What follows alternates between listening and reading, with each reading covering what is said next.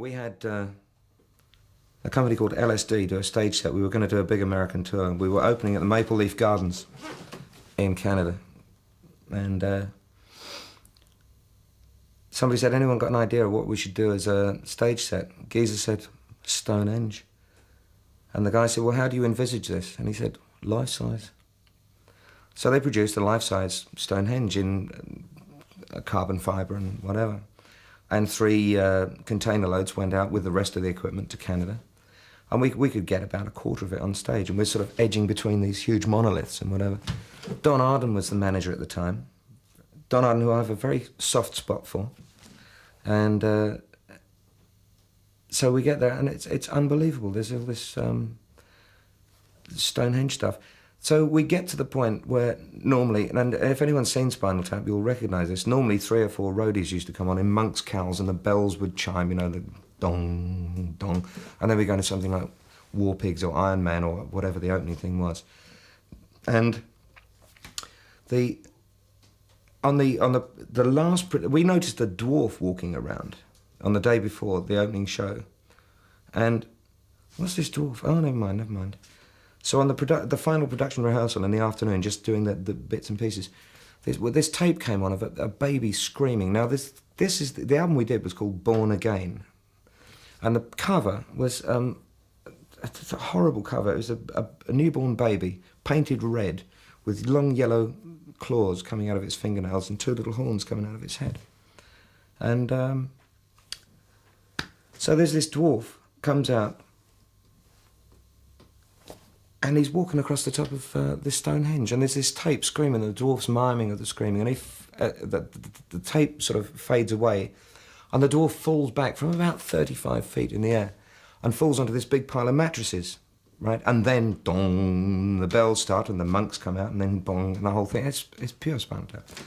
So Bev Bevan was playing drums at the time. It was a peculiar year for Sabbath, and we made the best of it. And we're saying to Don, we think this is in the worst possible taste, this dwarf, you know. And Don's going, no, the kids will love it, you know, it'll be great. Okay. So we're watching from the wings, and this dwarf comes out in a red costume with the yellow fingernails, wow, screaming. I'm looking at the kids, they're going,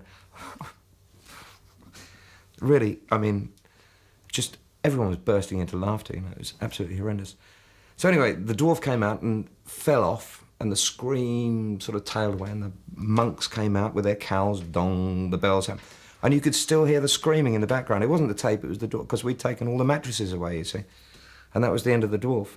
So then came the real problem, because I couldn't get into my brain any of these lyrics. I couldn't understand them.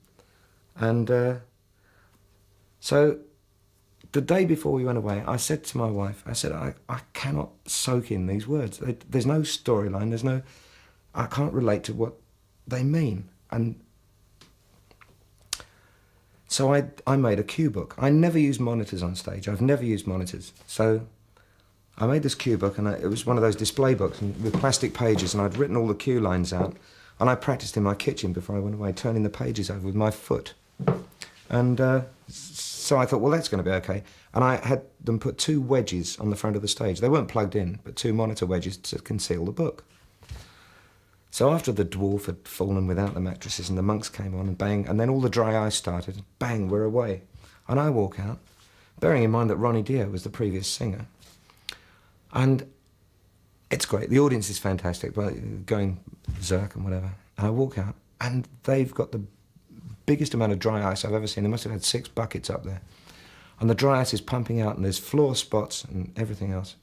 And I suddenly, I'm going around giving it all that, you know, shaking the mic stand around and, yeah. And I suddenly went, oh, shit.